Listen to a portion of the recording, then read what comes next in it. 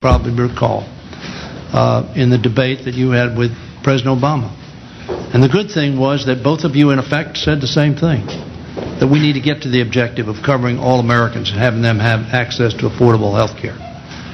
We agree with that. I think probably everyone around this table agrees to it. So what we're going to talk about is the how. Cost containment is clearly one of those issues that we need to deal with. Cost containment for that small business that is having a 67% increase. Cost containment for that woman who can't afford insurance but has a health care issue that she can't avoid. It's not optional for her. So we have to deal with that.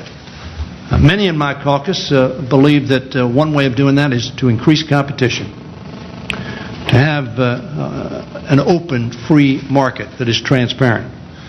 I think all of us around this table agree that a free market does that.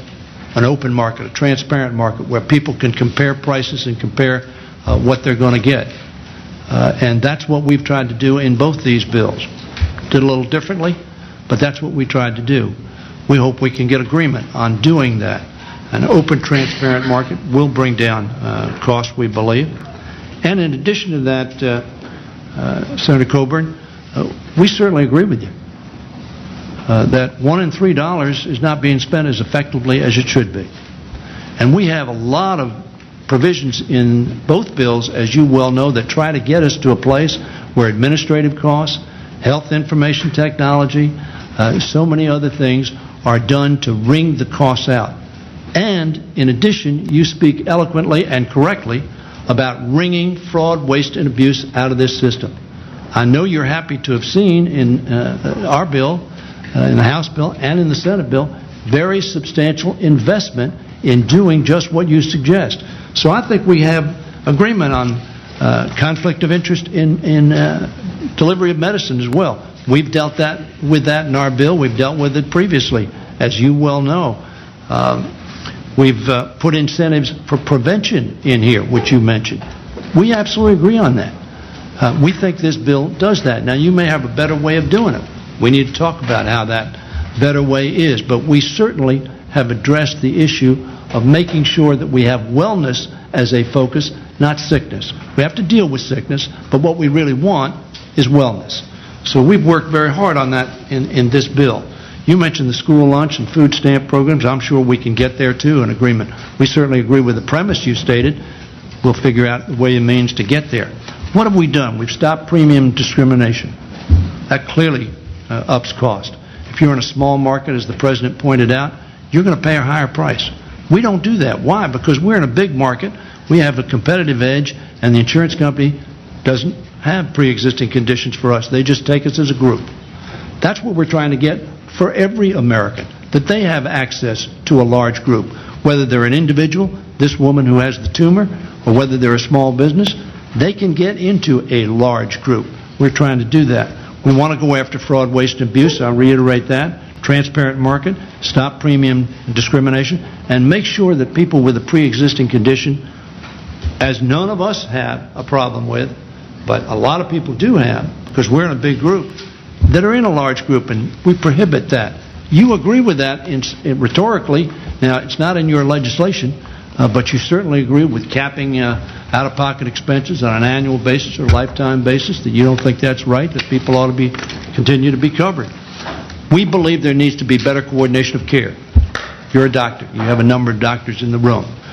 We believe that there ought to be a way that we can incentivize the coordination of care. We also believe that there should be incentives to provide care based upon best practices, not based upon simply procedures being reimbursed. I think we all agree on that. You're shaking your head in agreement, and I know we all agree on that. And you're right, we have to get there. But I would suggest to you that one of the things that many in my caucus felt very strongly about in terms of competition was having a public option. Now, there was real disagreement on that issue, but many in my caucus thought that would open up competition, would provide for access for every citizen if they didn't have access in some other way.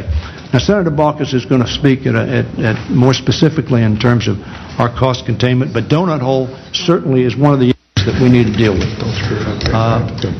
Donut hole we deal with in our legislation in the House. We would hope that it is in legislation that we agree upon, because seniors are confronted with extraordinary out-of-pocket costs for a very significant portion of the cost of their prescription drugs.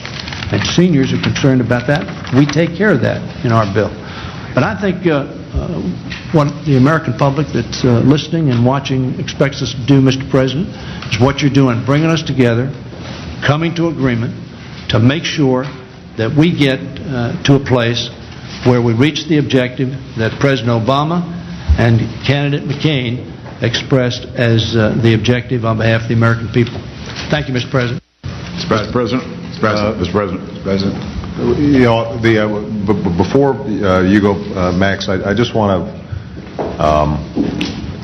ask whether it's you, Tom, or anybody else on the Republican side, and maybe some of the House members might be interested. You know, Senator Coburn mentioned some cost containment issues where it sounds like we agree. Fraud and abuse, we agree. It sounds like you have maybe one other idea that you don't think is in our proposal, but the idea of undercover patients, but that's something that I'd be very interested in exploring. I don't think conceptually that would be a problem. The issue of prevention, and that includes, by the way, things like how our kids are eating and getting exercise, and I'm proud of the First Lady for working to see what she can do on that front. And there are some provisions in the legislation that's already been passed through the Senate and the House that directly relate to this that I think you'd be supportive of. The issue of defensive medicine, as I indicated, Secretary Sebelius is working on this, but I think that there are things that we could do at the state level to help foster innovation and eliminate some of the concerns that you've got. I would be interested in hearing from any of our Republican colleagues what objections they have to what we consider one of the biggest ways of driving down costs, and that's what Steny just referred to, which is allowing individuals and small businesses who are currently trapped in a very expensive market. Essentially, they're having to be out there fending for themselves, to be able to buy into essentially a large group, to become part of a large group, just like all of us as government employees are part of a large group, so that they have more negotiating power with the insurance companies, which I think we all agree would drive down costs.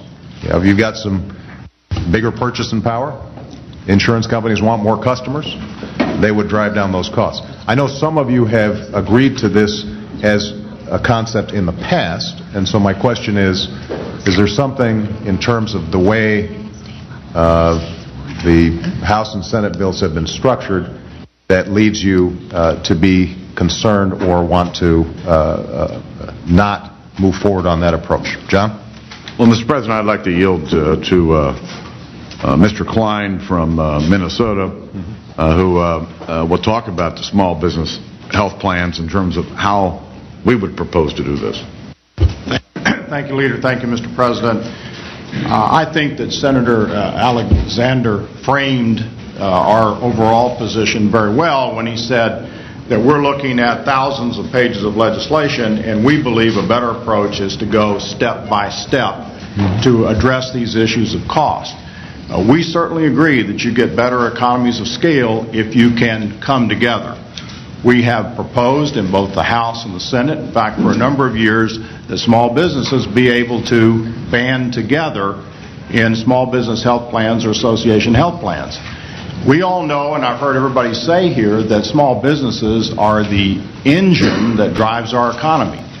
We also know that about half of the uninsured either work for small businesses or depend upon somebody who does. And so we believe that we ought to address that issue by allowing these small businesses to band together in the same way that I think, Mr. President, you mentioned, large companies do. And I mean really the same way. So that they get all the advantages of, if they self-insure, being able to avoid the 50 state mandates, being able to lower their administrative costs because they're not having to deal with that.